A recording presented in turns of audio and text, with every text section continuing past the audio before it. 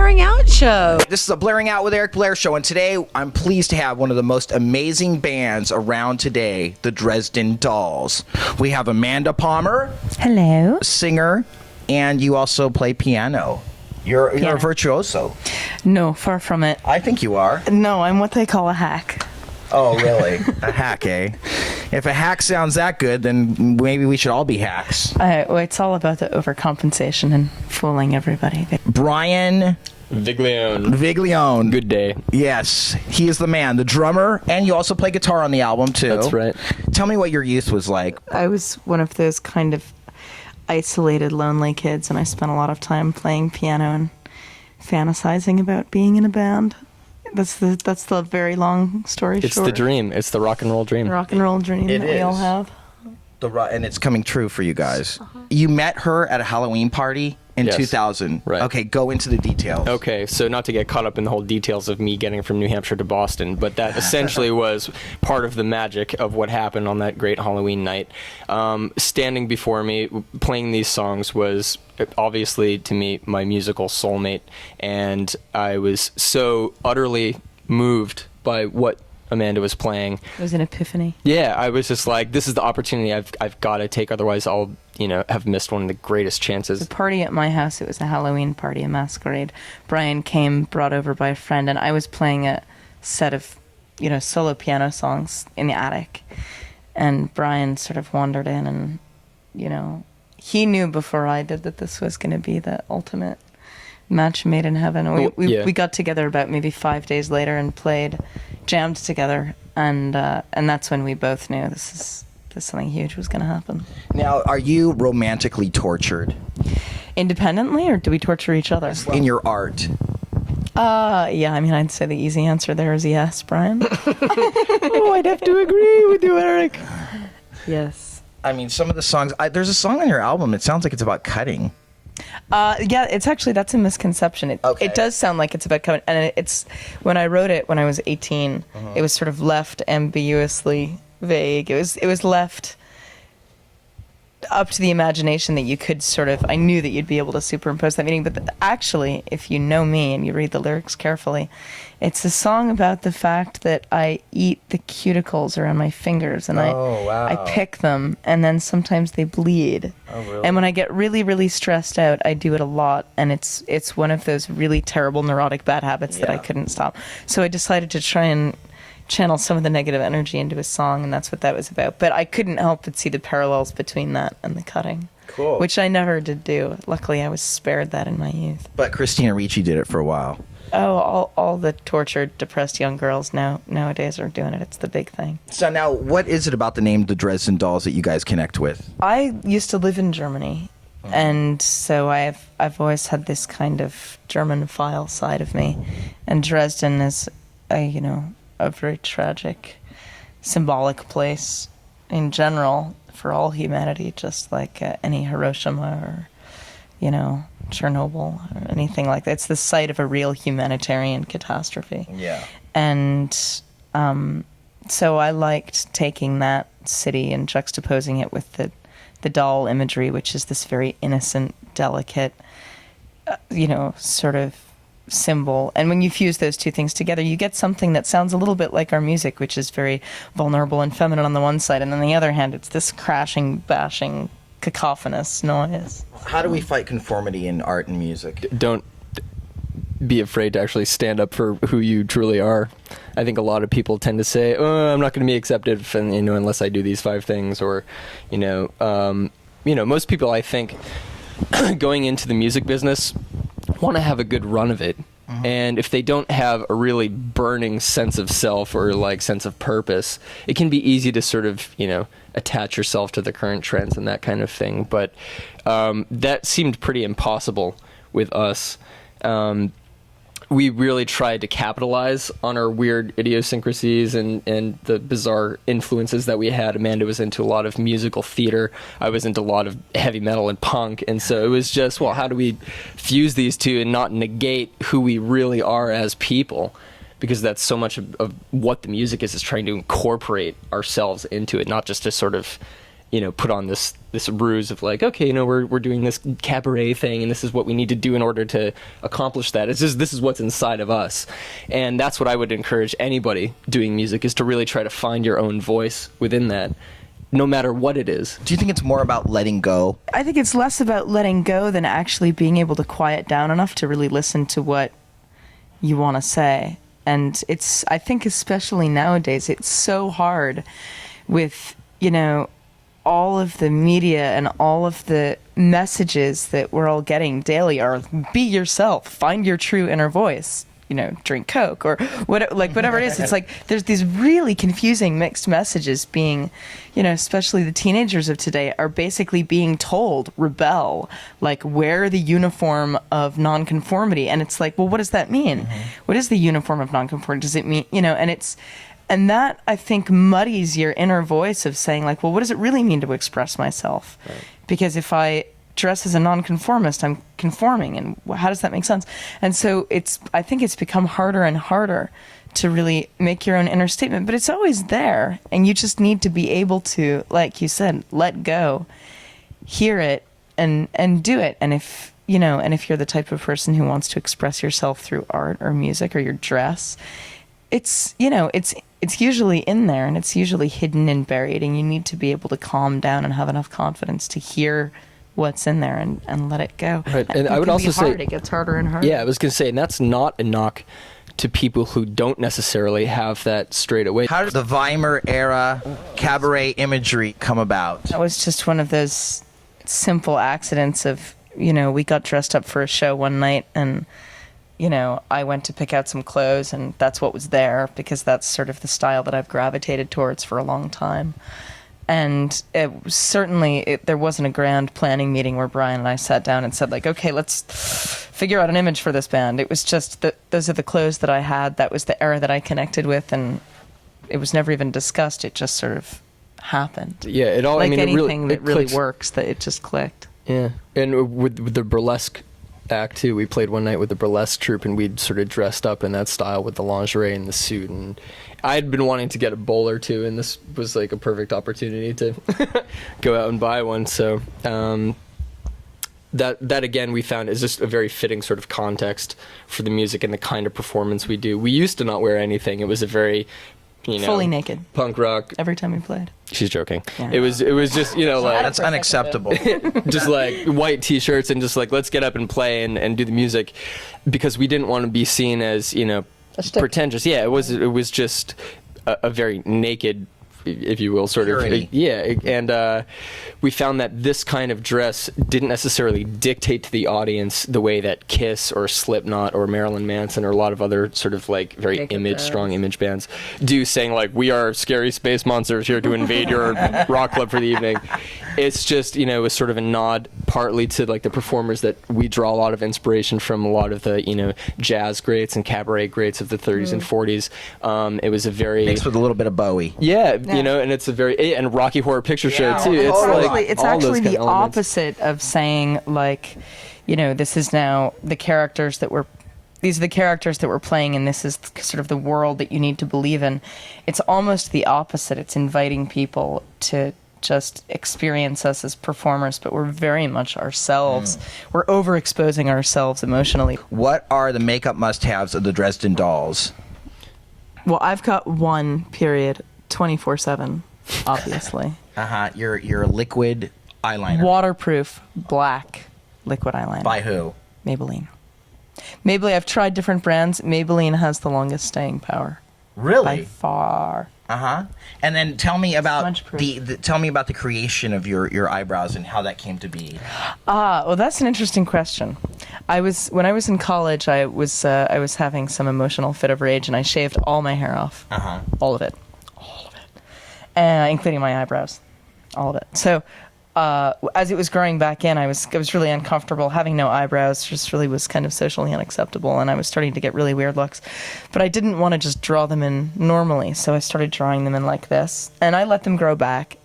And then several years later, fast forwarding 5 years into the future, Brian and I went to a Marlene Dietrich lookalike ball, and I shaved my eyebrows so I could do those great arching Marlene eyebrows. And once again, as I was waiting for them to grow back in, I started doing the designs. And I decided to just keep it because it was so cool. And I was walking down the streets getting compliments left and right, but people just saying. And one of the things that I love about it is that we tour all over now, and we tour to Middle America, and we'll be in this like podunk town in Sandy the waitress will walk up and go. Yeah, and Sandy the waitress will be like, that is incredible. Wait, do you do that yourself, or is that a tattoo? And I said, I do it myself. That is so artistic. You're a fantastic. I got to tell my daughter about this. She's going to love it. And I hope she doesn't shave her eyebrows too, but it's just amazing. Can I get a picture?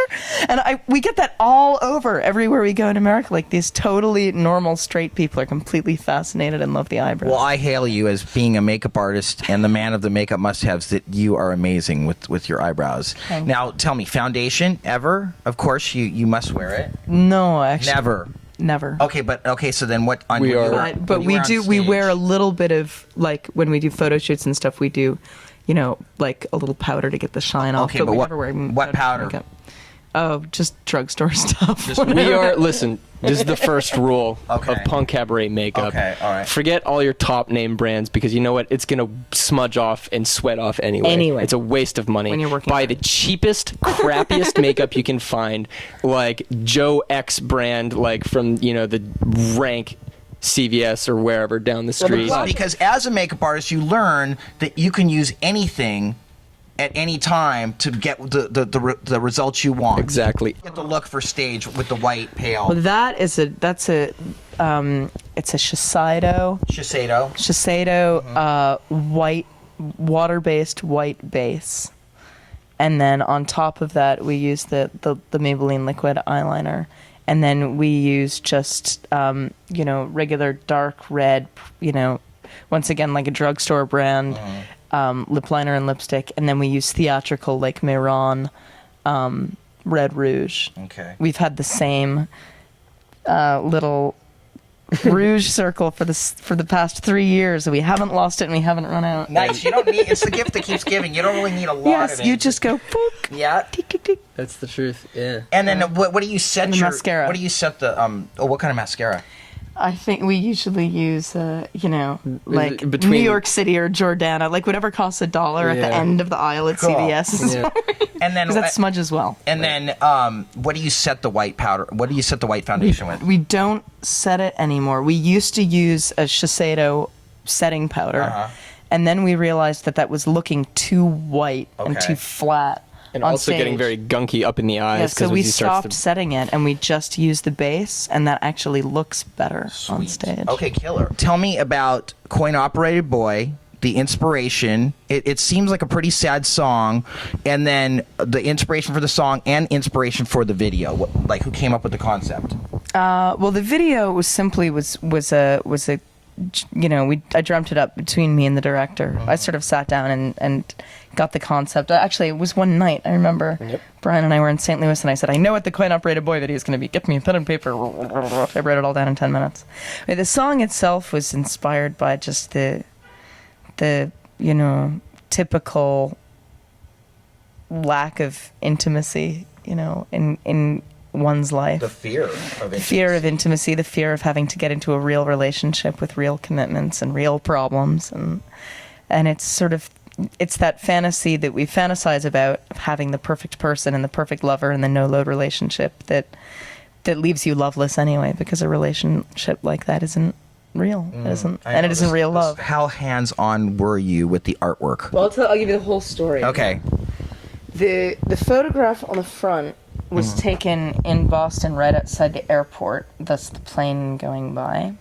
And it was a little beach. And we dragged the table out there and decided to do a cabaret in the ruins sort of shoot. And it wasn't even taken for the cover, but the photo came out so well, we said, that's it. And then all the extra stuff that you see, all of the borders and stuff were added by the great graphic designer who I was living with at the time, who helped me put the whole thing together. And that's a photograph I took as a teenager at a flea market in Berlin. Whoa, cool. A scary doll. And it was like that. I did not set that up. There actually was a creepy doll head in a teacup. That's hot. And these are all just photographs of us. That's a photograph a friend took. And this whole inner booklet is... I love the cover. The artwork is so cool. This is a painting we commissioned from another housemate of mine, a great painter named... Is that you? Yep, that's me. We took a photograph that she painted off of. That's Brian, cool. and that's me. And all the collages in the lyric booklet are collages that I did, in my room. It took about a month, on and off. Brian was there watching me lose my mind as I put them together. Amanda used to do her own fanzines. Yeah, I used to do a fanzine So in high this school, is so this was like the of that evolution style. of that. And and that's it. And the whole thing took a while. All the lyrics are hand typed and stuff, and I'm pretty happy with the way it came out. We got to use a lot of our friends' artwork. These photographs and collages on the fronts and backs are all by different artist friends of ours, because we've got a lot, and we like to use their work in our work. So. I love it. What does the punk cabaret mean to you? The title. The punk cabaret. Well, that name actually was a self-imposed title that we came up with when we were first trying to write a press release saying, God, how are we going to describe this? And it seemed to encapsulate the spirit of both of those movements, really, the sort of freedom and rebelliousness that's associated with punk, and also the sort of artistic and aesthetic expression, with the political ties and the sort of, satirical and references and stuff like that, and the intimacy of cabaret, and, and the whole presentation and the look that we have a very strong resonance with, the sort of 1930s, dusky cellars of Berlin or New Orleans kind of thing. And that was something that we found incredibly fitted. I think one of the sad things about punk today is that it's so completely formulaic and just ridiculously... It's become very conformist. Let's face it, conformity is all about wanting love and being accepted. I'd say it's more fear-based than love greedy. But it's both, I suppose. Yeah, well, it's the fear of not being loved, because everybody wants to be accepted in this world, and if you don't drink the right drink... And it's the one thing we all have in common, we poor humans. Yeah, exactly. The desperate need to be loved. What inspired the song Girl and Anachronism and the video? Girl Anachronism, to make another long story short, is basically just about the idea of feeling out of time and out of place in space emotionally, here in the year 2004. And it's also about the circumstances of my birth, which were a little freaky. My mom I was a cesarean, and she had me moved back a couple of days. She changed the appointment so that I could be born on a certain day, which I always thought was a great joke. Whoa. Because, I'm sort of like, I'm 3 days off. What a great idea for a song. So that's where this song came from. Wow. I wonder what the motivation of that was. That's another story. Superstition. Okay. Superstition. Tell me about the EPK, the making of it, and the rise and times of the Dresden Dolls. Well, the EPK was put together by our dear, dear friend Michael Pope, who also directed both of our videos. And he's just a filmmaking genius. He's been a DIY filmmaker for years. And he also lives in the same arts collective that I live in with all these other artists. And he's been filming the band since the very first gig, practically. And so he's had all this juicy footage. And when we knew we needed to make an EPK, he was definitely the guy to do it. Now, tell me about the songwriting process. You bring the piano parts to Brian, and then Brian starts jamming on the drums. Exactly. And that's how it goes. And generally, his instincts are dead on. Yeah. And we get just what we want pretty quickly. We don't have to do a whole lot of orchestrating, because that's why we are the perfect match, is that we really intuit what sounds good and what sounds right. So when I write a song, I've got Brian in the back of my mind nowadays, and I bring it to him, and he's always got the right rhythm in his head, and he's got the right ideas, and he brings a lot of creative feedback into the process. And we also we nip and tuck the songs, and we change things around and stuff. But usually it's the audience is kind of the third member of the band, because as soon as we play the song live, we get a different kind of feedback about where the song needs to grow and change and get fixed. So that's you have that whole other third wall. Yeah, that's like the last step in the songwriting process, is actually bringing the song to the audience and seeing how it works. Plus, do you find yourself evolving the more you play live as far as the songs go when you first write them? Yeah, absolutely. Absolutely. My songwriting process has changed a lot since the band first started several years ago. And knowing that the audience is a real tangible set of people now definitely changes things. A lot of the songs on this album were written when there was no audience at all, not even a handful of people. I was just sort of writing for imaginary people in my head. And also inherent now in the show is leaving a lot of room for improvisation and letting the music have a place to go and be able to change the songs night to night. I was seeing that I picked that up from watching the EPK also, the live stuff. Yeah, absolutely. It's a huge part of it. Well, kind of like some people are actually calling you guys kind of prog rock. Well, we do jam out here and there, Yeah. and that's just what it is. But that's also, I think all sorts of different bands do that, when they have the opportunity. Yeah. That's also what keeps the live show really interesting. Not your job as a living statue, Amanda. I stood still and I made money, and it was beautiful. I was a character called the 8-Foot Bride in Harvard Square, painted completely white dress, white veil, and everything. And for about 4 years, that's the way I made my living, standing in the street and just collecting money. I don't know how you stand so still like that. It's just discipline. So you guys are switching producers for this up-and-coming album. Tell me about it. We are going to be working with Sean Slade and Paul Coldery, both two great people out of Boston who've worked with the Pixies and Radiohead and Hole and a number of great Boston bands. And I think it's going to be a lot different this time because they're both primarily rock guys, and a lot of the material on this next album is going to be very well suited to their particular talents, I think. It's going to be very stripped down, piano and drums in your face. Very live sounding. Yeah, not a lot of the production that was on the first record. And they both have a very strong sense of their jobs. Sean is a producer, and the first record was very much self-produced or co-produced with Martin Beasy, who also did a great job, but it brought out a lot of different aspects of the whole recording process that I think are going to change. You've met Sean and Paul. You've already started working on demos with them, so you guys, they're in your court. They are absolutely in our court, totally on the same page, and ready to nail this record. Yeah. Sean actually discovered us well over a year and a half ago, and he sort of has been keeping tabs on the band, and we've been talking and working for a while.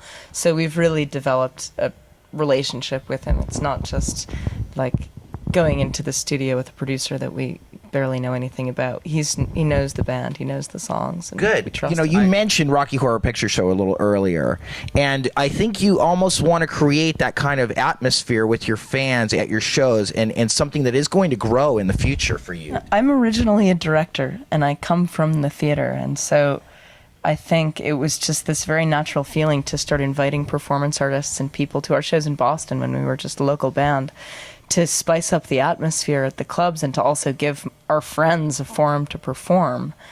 And that's just evolved into happening at every show around the country. And we have an open invitation to performers and street performers and artists and jugglers and living statues and belly dancers and you name it. And it's your dream to maybe take a circus tent on the road with you, right? Yes, maybe. Absolutely. That's great. We can. I mean, that would be the ultimate independent experience. We wouldn't have to tie ourselves in with any, particular venues. We could just take a club on the road, just like the old vaudeville days. And Cool. just perform in every city in our own little world. Guys, what's next for the Dresden Dolls? Well, immediately we're going off to Australia and New Zealand, which is going to be tremendously exciting. Nice. We've had a lot of people, and if it weren't for the internet, we would have, no, I think, way of getting down there or reaching those kinds of people as of yet, being this early in this stage of our career. So that's incredible. We've gotten a tremendous amount of support. That's going to be really exciting.